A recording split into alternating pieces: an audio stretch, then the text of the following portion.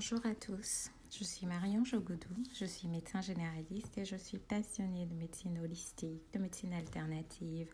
J'adore découvrir toutes les ressources que Mère Nature met à notre disposition pour améliorer notre bien-être et notre santé. Le concept Healthy est très en vogue en ce moment.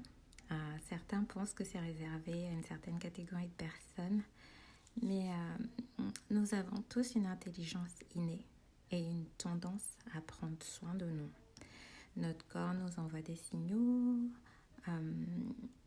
et je trouve que c'est une très belle initiative de Sandra et Corinne d'essayer de démystifier, de rendre vraiment accessible en partageant sur ce sujet.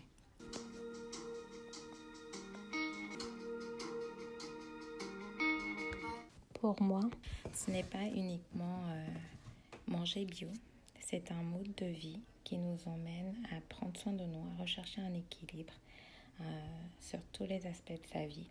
La santé, la vie sociale, la joie, les finances, la carrière, l'éducation, l'activité physique, les relations, la spiritualité, la créativité, etc. etc.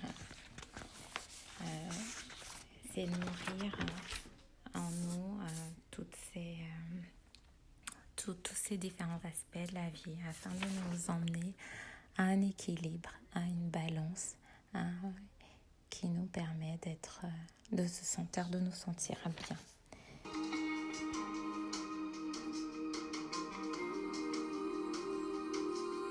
Moi, c'est aller à l'école de son corps, se connaître, s'écouter pour mieux s'aimer. Tout comme il y a des saisons dans la nature, il y a des saisons à notre corps, des saisons pour céder aux tentations et des saisons pour faire plus attention. Il faut pouvoir s'autoriser à s'aimer réellement et à prendre soin de soi. Et il n'y a pas d'objectif dans le Healthy, il n'y a pas de sanction. Pour moi, c'est un voyage, c'est une découverte, une exploration de l'intérieur de soi.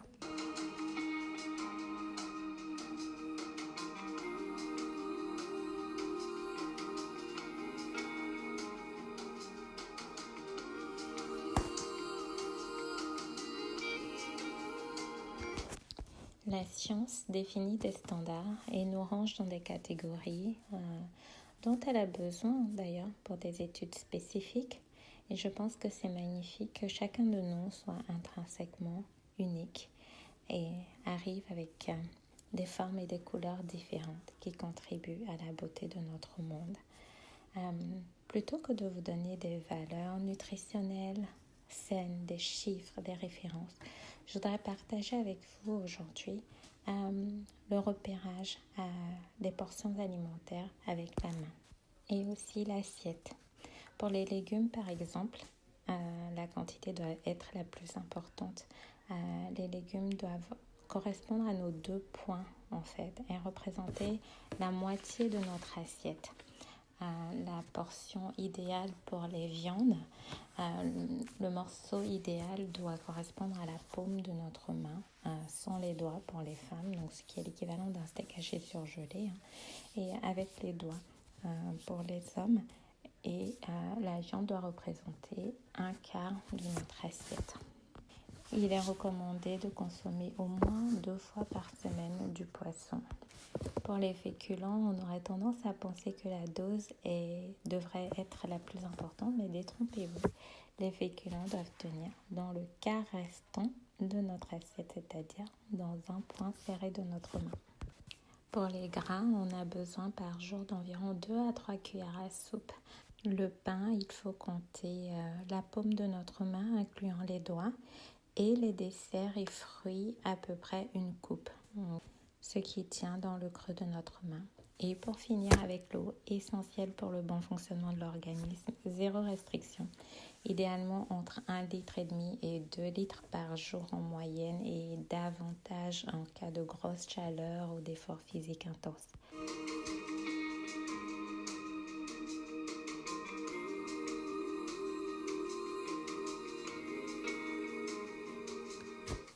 Tout ceci, bien sûr, n'est qu'un repérage. Si on mange habituellement 2 ou 3 poignées pour les féculents et qu'on est bien et que ça nous apporte l'énergie dont on a besoin, c'est OK. Il doit y avoir un plaisir à manger, car l'objectif, c'est de prendre soin de soi. Se nourrir, c'est absorber des aliments nécessaires à sa survie, au bon fonctionnement de son corps. C'est un besoin vital.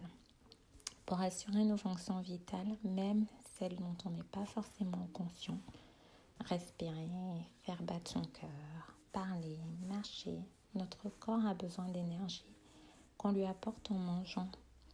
Les carbohydrates sont métabolisés avec l'oxygène qu'on respire pour produire de l'ATP qui est le carburant par essence de notre corps.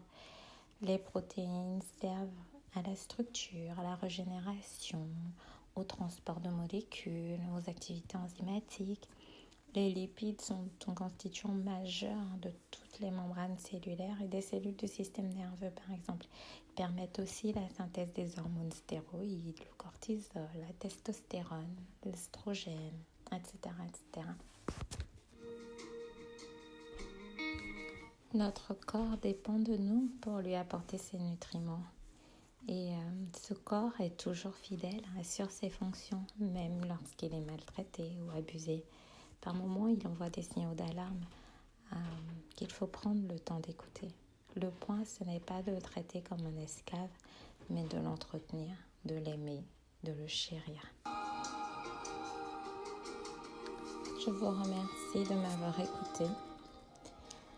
Si vous avez aimé ou pas, si vous avez des questions ou commentaires, je reste à votre disposition pour échanger et grandir ensemble pour être plus healthy. Merci.